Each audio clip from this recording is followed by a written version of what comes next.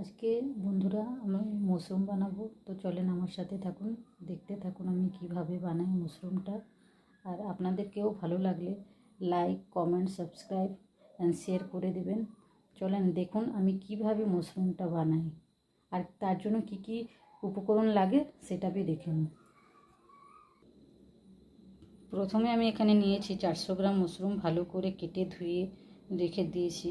এখানে আলু নিয়েছি একটু ডুমো ডুমো কেটে, এখানে পেঁয়াজ বাটা, এখানে পেঁয়াজ কুচি, এখানে শুকনো লঙ্কা একটা, তেজপাতা 2-3টে, এখানে আদা, কাঁচা লঙ্কা, রসুন আর একটা টমেটো পেস্ট, এখানে নিয়েছি মটরশুঁটি, এখানে ফোড়ন দেওয়ার জন্য নিয়েছি জিরে, এখানে লবণ, হলুদ, এখানে আছে তেল, এখানে লঙ্কার গুঁড়ো আর একটু নিয়ে নিয়েছি মিট মশলা। চলেন দেখুন আমি এবার কিভাবে মাশরুমটা বানাই। প্রথমে একটা নিয়ে নিয়েছি একটা প্যানটা ভালো করে গরম হয়ে যাক। আমি সাদা তেল দিয়ে করছি, আপনারা চাইলে সরষের তেল দিয়েও করতে পারেন।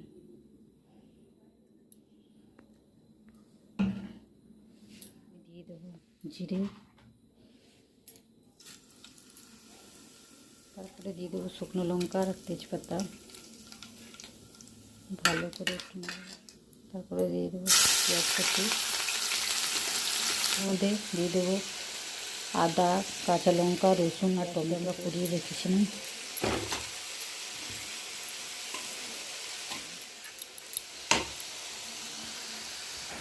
এবার এটার মধ্যে আমরা দিয়ে দেবো হলুদ গুঁড়ো,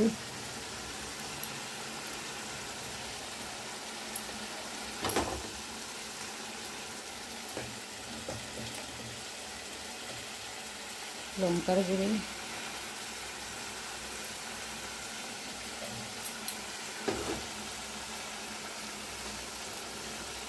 ভালো করে একবার আমরা নেড়ে নেবো, ঢেকে দিই।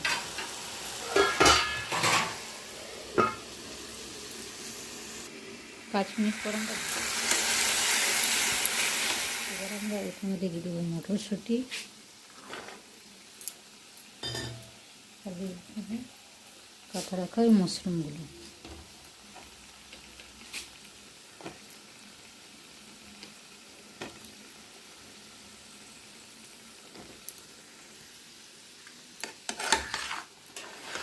ভালো করে নেড়ে ছেড়ে এবার ঢেকে দেবো।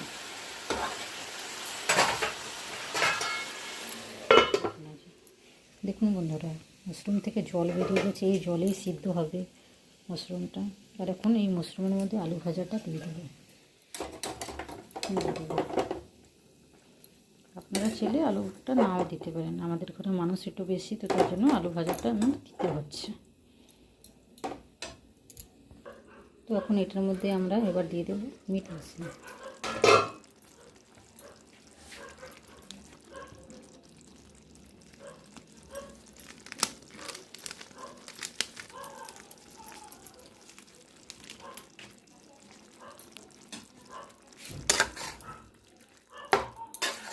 ঢেকে দেবো।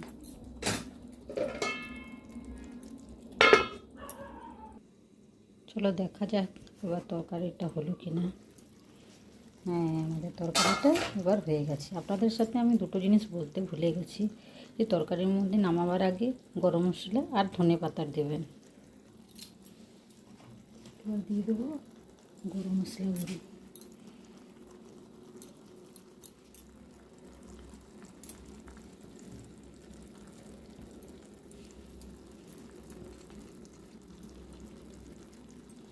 এবার ঢেকে দেবো আর পাখি চলে দেখা যাক আমাদের এটা কীরকম টেস্ট হয়েছে।